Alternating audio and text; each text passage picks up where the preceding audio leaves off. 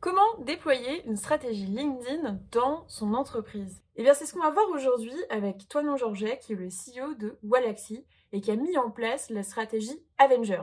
Bon, et là, vous vous dites, c'est quoi la stratégie Avengers? Eh bien, je vais vous l'expliquer, c'est hyper simple. En fait, c'est juste le principe qu'on repose sur le personal branding des employés. Et donc, ils postent en fait via leur page personnelle sur LinkedIn pour faire la communication de la marque. Allez, c'est parti! Je m'appelle Tournon, je suis le CEO de Wapi. Wapi, c'est l'entreprise qui commercialise Prospectine, Walaxy, Podawa, Piwa aussi, mais on en parle un peu moins parce que ça reste en bêta. Et plus récemment, on vient de lancer Walaxy, qui est du coup une version améliorée de Prospectine, qui permet de faire de la prospection automatisée à la fois sur LinkedIn et par email. Et du coup, aujourd'hui, donc toi, tu es à fond, donc LinkedIn, tu connais bien de par tes produits déjà, et là, tu te lances en fait dans cette stratégie Avengers depuis quelques mois, je crois, c'est ça? Ouais, on a commencé à peu près il y a 3 mois à publier sur LinkedIn. C'est parti un peu d'un truc comme ça où je me suis dit, c'est bête parce que moi, ça fait déjà quasiment 2 ans que je publie quasiment quotidiennement sur LinkedIn. J'ai une bonne portée, mais bon, tu es limité par l'algorithme dans tous les cas, tu es limité par ta capacité à créer du contenu. Et je me suis dit, il y a quand même un truc à faire. Nous, tous nos clients, 100% de nos clients potentiels, ils sont sur LinkedIn. Donc, on a intérêt à être visible. Et le contenu LinkedIn, c'est vraiment un moyen gratuit d'être visible facilement. Et je me suis dit, putain, si on est 10 fois plus à publier dans l'équipe, ben, on fait 10 fois plus de portée, donc on fait 10 fois plus de clients sur ce canal d'acquisition. Et du coup, j'ai balancé un message comme ça, Slack, un jour, en disant, est-ce qu'il y en a que ça intéresse de publier sur LinkedIn? Et si ça vous dit, moi, je vous présente un peu ce que j'ai appris dans mes 18 derniers mois de publication sur LinkedIn. Et on fait une stratégie et chacun publie son contenu. Ça a l'avantage pour la boîte de nous rendre visibles et de nous permettre de trouver des clients, en tout cas de générer des leads et voilà, d'avoir une portée sur le réseau. Et en plus, pour vous, c'est super intéressant parce que vous avez travaillé à la fois votre copywriting et votre personal branding, en fait. Et du coup, vous allez prendre confiance en vous et vous allez créer votre propre marque personnelle, en fait. Et le jour où vous voulez changer de taf, vous trouverez un taf super facilement parce que les gens vous connaîtront, en fait. Donc c'est vraiment cette idée de leur dire, ça va vous apporter quelque chose, ça va nous apporter quelque chose. Et ensuite, voilà, on a démarré avec une petite formation de l'équipe et c'était parti, c'est allé assez vite, quoi. Ouais. Concrètement, est-ce que c'est un vrai pari que tu fais ou alors est-ce que tu as vraiment misé dessus ou alors qu'est-ce que tu espères obtenir en retour? Alors, le problème de la création de contenu, principalement sur LinkedIn, c'est que c'est très difficile de mesurer le retour sur investissement. Parce qu'en fait, tu n'es pas dans un post génère directement des leads. Tu es dans une notion, comme un spot publicitaire, c'est très compliqué d'estimer exactement combien un post publicitaire télé te rapporte par rapport à du Google Ads. En fait, c'est très facile de traquer du Google Ads. Il y a tant de gens qui ont cliqué, tu leur as mis un cookie, tu sais combien ils payent à la fin et tu peux trouver le retour sur investissement de ce canal-là. Sur LinkedIn, la difficulté, c'est que tu vas créer du contenu et potentiellement, ça va avoir un impact des mois et des mois plus tard parce que tu vas vraiment ce qu'on appelle nourrir ton prospect, c'est-à-dire lui apporter de la valeur, lui apporter du contenu, te rendre visible. Et un jour, il va chercher un outil qui correspond à ce que tu fais. Tu vas lui expliquer qu'il y a un besoin, il va comprendre, il va apprendre que l'automatisation LinkedIn, par exemple, ça existe pour nous. Il va se dire, ah ouais, là, ça y est, je suis dans le moment de mon activité où j'ai besoin de ce type d'outil. Évidemment, je vais me tourner vers cet outil-là parce que en fait, je connais que celui-là parce que les autres outils, il y en a peut-être 100 différents, mais ils sont pas visibles. Enfin, au quotidien, je les vois pas, quoi. Donc, il y a vraiment cette idée de créer un petit peu, si tu veux, un effet de toile aussi et d'omniprésence. Moi, j'aime bien appeler ça l'effet de la bulle. C'est-à-dire qu'aujourd'hui, en plus, avec l'algorithme LinkedIn, comment il fonctionne, si tu viens commenter ne serait-ce qu'un des posts d'une personne de notre équipe, vu que toute notre équipe commente les posts des autres personnes, tu vas avoir un effet de maillage où LinkedIn va te recommander des posts d'autres personnes de l'équipe alors que tu n'as jamais commenté leur post. Et donc, tu as un effet où si tu viens commenter, par erreur, tu viens commenter un de nos posts, tu vas te retrouver dans une sorte de toile où tu vas voir tous les contenus de la boîte. Et donc, ça va être encore plus biaisé, c'est que tu vas te dire, mais ils sont partout, ils ont une portée incroyable, ils sont omniprésents. Et tu vas avoir cet effet de, ah bah ouais, j'ai déjà entendu parler de cette boîte, ils publient tout le temps sur LinkedIn, ils sont hyper visibles. Ok. Donc, il y a quelques mois, tu as pris tout le monde dans une pièce, sur un Slack, tu leur as dit ok, j'ai pensé à un truc, j'aimerais bien que tout le monde se mette à poster sur LinkedIn. Qui est chaud pour que je le forme pendant, je sais pas, tu as fait une formation de combien de temps du coup? Ouais, une petite heure. On a fait une intervention d'une petite heure. On était 25 à ce moment-là. Il y a 15-16 personnes qui ont répondu positivement. Et on s'est calé une heure en début d'après, mais on a fait j'avais préparé une slide et j'ai expliqué un peu tout ce que je savais en leur disant de toute façon, il n'y a pas de secret, de hack sur LinkedIn. Le but, ça va être de publier régulièrement, d'être authentique, de trouver le sujet dont vous voulez parler et de tester, quoi. Et probablement que vous trouverez des meilleurs contenus que moi. Et c'est le cas, parce que moi, comme exemple, j'ai mon meilleur post, c'est un demi-million de vues. Et en 5 ou 6 posts, il y a une personne de l'équipe qui a fait 1 million. Ouais. Et là, aujourd'hui, tu en as combien qui postent régulièrement? Alors, justement, c'est un vrai sujet parce que ça a bien marché pendant plusieurs semaines et en fait, on sent rapidement que ça s'essouffle. C'est-à-dire que là, on est dans un moment où on a pas mal de taf justement avec la sortie de notre nouveau produit et tu sens que c'est relégué dans les priorités des journées. Et moi, mon but, c'est pas non plus de forcer les gens à publier. Je veux que ça reste authentique. Je leur ai expliqué le retour sur investissement pour la boîte. Maintenant, si le but, c'est de forcer les gens, ça perd son intérêt. L'idée, c'est vraiment que les gens puissent créer du contenu qui apporte de la valeur à leurs audiences. Et du coup, s'ils n'ont pas le temps, forcément, c'est plus compliqué. Donc là, aujourd'hui, au total, il y a eu plus de 15 personnes qui ont publié au moins un post. Maintenant, le sujet, c'est d'arriver à les faire poster toutes les semaines. Il y en a pour qui c'est facile, qui publient 2, 3, 4 fois par semaine. Il y en a qui publient une fois toutes les 2 semaines. Il y en a qui ont publié un post et qui ne sont jamais revenus. Et là, il y a un vrai sujet à trouver le hack, quoi, à trouver le truc qui va les maintenir dans la boucle de publication. Et ça, c'est un truc sur lequel moi, je travaille. Je recherche un peu d'un point de vue psychologie. Qu'est-ce qui va me permettre de continuer à faire publier les personnes de l'équipe? Ouais, parce que toi, ton but, au final, c'est qu'ils deviennent presque des influenceurs dans leur domaine, quoi. Genre, comme fait Germinal, tu vois, où ils ont, par exemple, Nina Ramen, qui est influenceuse en copywriting, Kevin Duché, qui est influenceur en RH. En fait, il faudrait que tu fasses la même chose, c'est ça? C'est ça. C'est-à-dire qu'aujourd'hui, on a une grosse hackeuse dans l'équipe qui fait des trucs un peu techniques.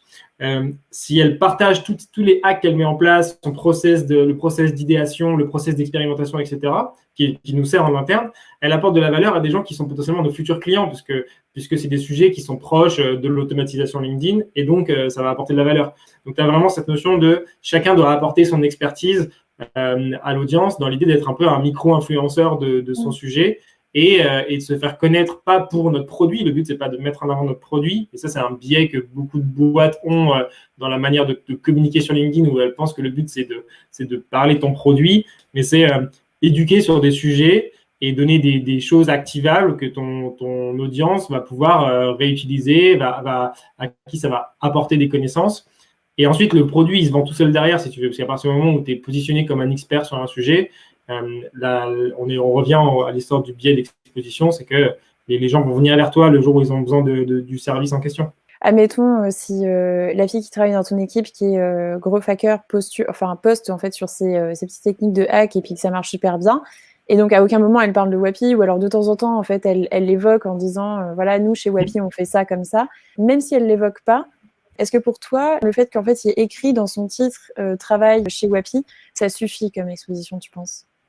Oui, bien sûr. Alors, déjà, nous, tous les profils, on les a uniformisés, c'est-à-dire que tous les profils ont la même photo de couleur, on a uniformisé les titres, on s'est amusé à mettre tous des chiffres, quelque chose improbable. Donc ça va permettre d'ancrer une marque, même si tu l'associes pas encore à un nom, tu vas déjà ancrer le fait que ces personnes, elles travaillent dans la même boîte, donc ça, c'est déjà quelque chose qui est intéressant. Ensuite, forcément, sur les différents sujets qu'on va aborder, on va pas toujours caler Wallaxy, mais en fait, de manière quasi systématique, il y a une opportunité dans le poste de au moins mettre la page. Et aujourd'hui, c'est ce qu'on utilise pour traquer un peu la performance de nos posts. Et ensuite, les personnes, elles sont curieuses, en fait. Donc, elles vont visiter les profils. Et quand elles visitent le profil, c'est pareil. On a donné des guidelines pour optimiser tous les profils des personnes de l'équipe, pour en faire quasiment des landing pages où l'objectif, c'est de dire ce que tu fais, qui tu es. Donc, toujours une notion d'authenticité, mais aussi pour qui tu travailles et quelle est la proposition de valeur que nous, on a. Et donc, l'idée, c'est vraiment du long terme, quoi. C'est d'arriver à ancrer une marque, ancrer ce qu'on fait autour de notre expertise. Et ensuite, le retour sur investissement, il viendra, c'est sûr. Et aujourd'hui, si on regarde sur notre page LinkedIn, donc on a mis en place un système où on essaie de faire en sorte de rediriger un max de trafic de nos posts vers notre page Wallaxy, qui est la page entreprise. On ne l'utilise pas en soi pour créer du contenu, parce qu'aujourd'hui, les pages n'ont pas beaucoup de portée sur LinkedIn. Elles ont peu d'engagement parce que ce n'est pas très authentique, on est caché derrière une marque, donc ça ne nous intéresse pas spécialement. Par contre, ça nous intéresse pour rediriger le trafic pour 2 raisons. La première, c'est que ça nous évite de mettre des liens sortants vers notre produit dans les posts, qui a tendance à affecter négativement la portée des publications.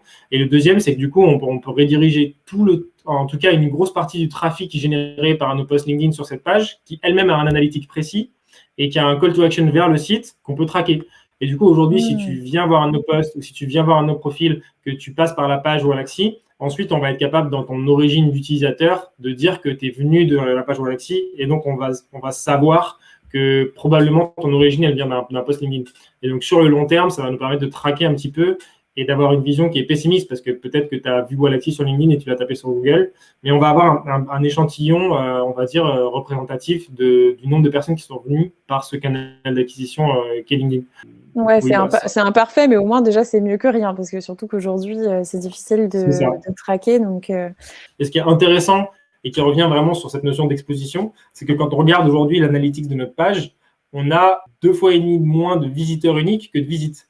Donc, ça veut dire qu'en moyenne, il y a une personne, elle revient 3 fois sur la page Wallaxy. Ça, c'est vachement intéressant. Ça montre bien que tu ne transformes pas directement. La personne, elle va revenir sur ta page plusieurs fois. Et à un moment, peut-être, elle va cliquer sur ton lien pour aller voir ce que tu fais plus en détail. Et c'est là que ça va devenir intéressant. Ouais. Donc, c'est pour ça qu'il y a vraiment cette notion de régularité. Moi, aujourd'hui, j'en suis même à penser que c'est moins intéressant de faire un post à 1 million de vues que 10 posts à 10 000 vues. Même si le nombre de vues cumulées, ça va être 100 000 vs 1 million, tu as 100 000 personnes qui vont peut-être t'avoir vu 10 fois dans leur fil d'actualité, alors que 1 million, personne ne se souviendra de toi une fois que tu as fait ton post viral.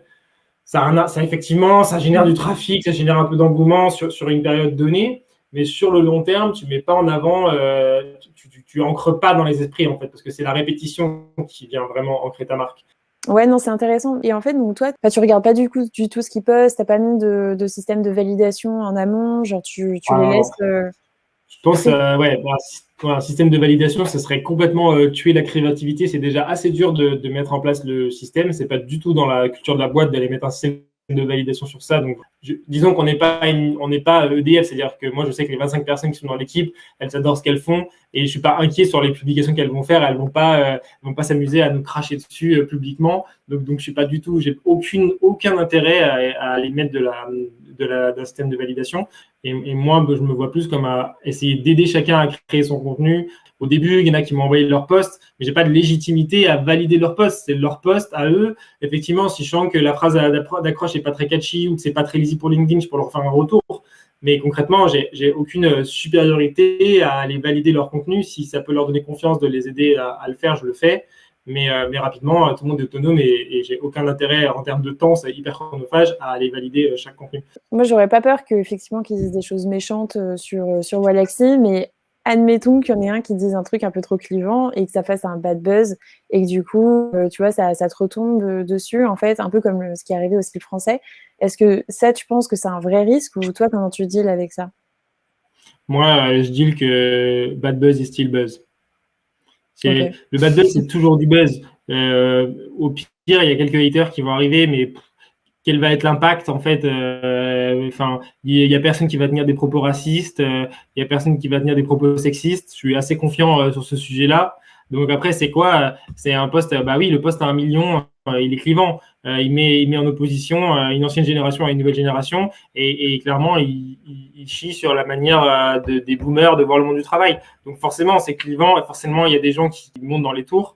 Mais à la fin, ça montre qu'on fait 200 téléchargements en plus sur cette semaine-là en termes d'acquisition sur nos produits. Donc finalement, ça génère, à un moment ou à un autre, ça génère un retour.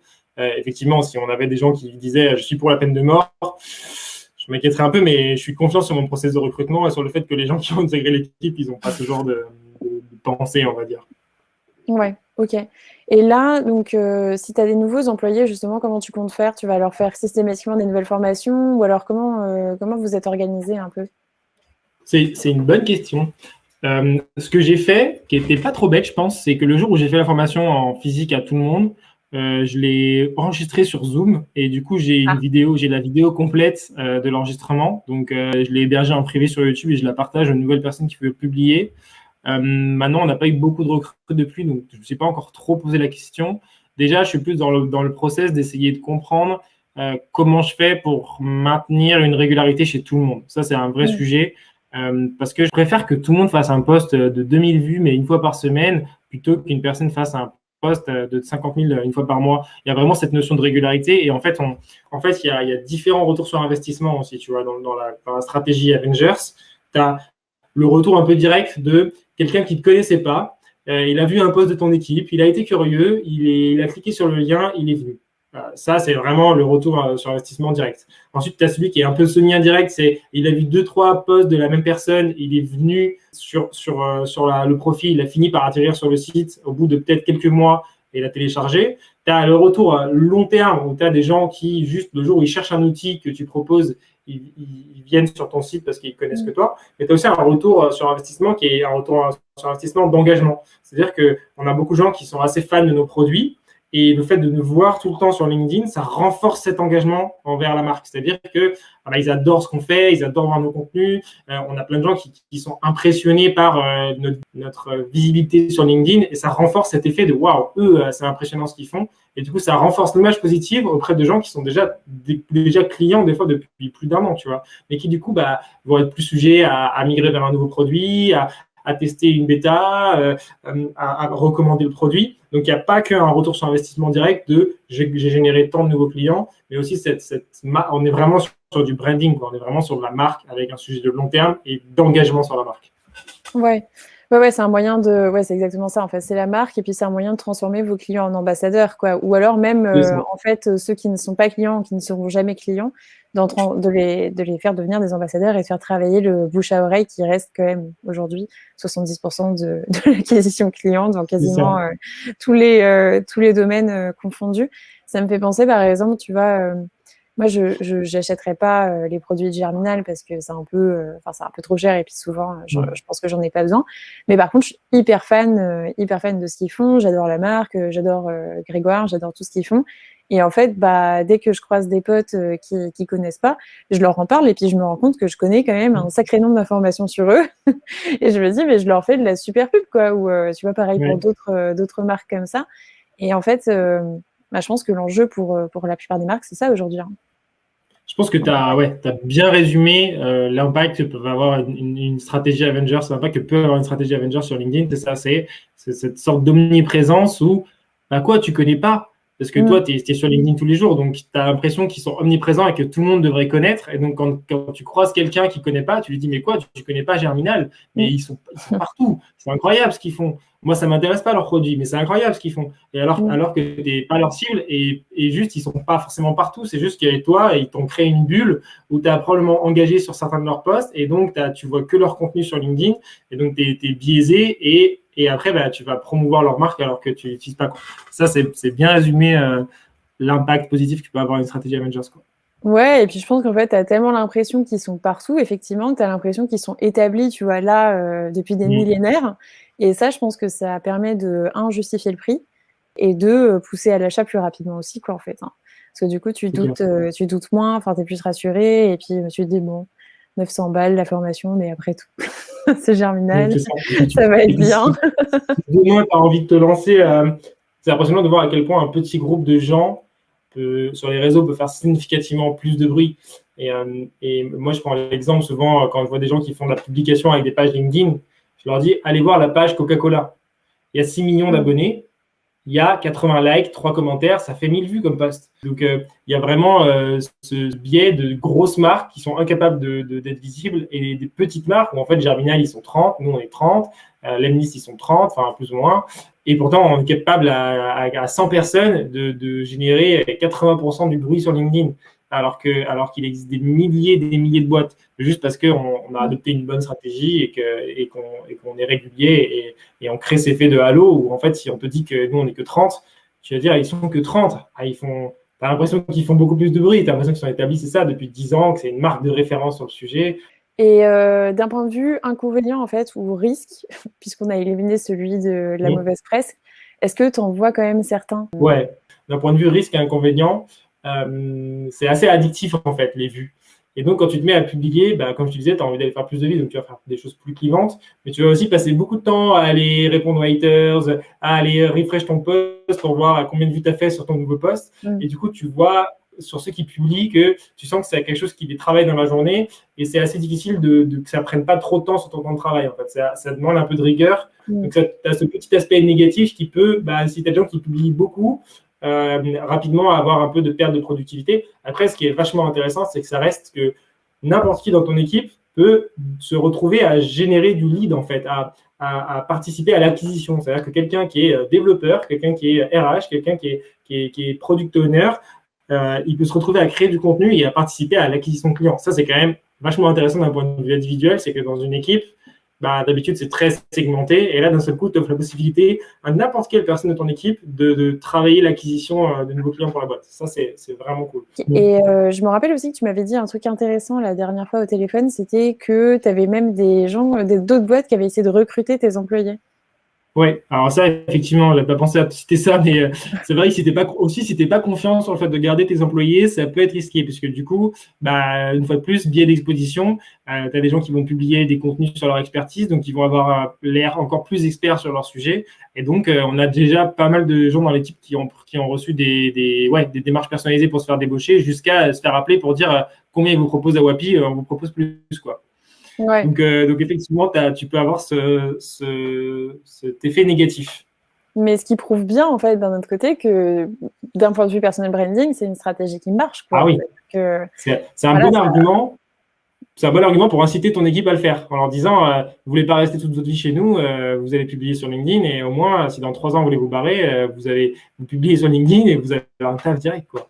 Et voilà, c'est la fin de cette interview qui se finit un peu en queue de boudin, je suis d'accord, mais on est parti en super discussion avec Toinon, et du coup on a complètement oublié de faire la fin. Mais je suis là quand même pour vous dire à la fin du coup de bien suivre Toinon Georget sur son LinkedIn. Il y a aussi Wallaxy, il y a aussi ses employés que vous pouvez voir pour observer vraiment comment il met en place sa stratégie.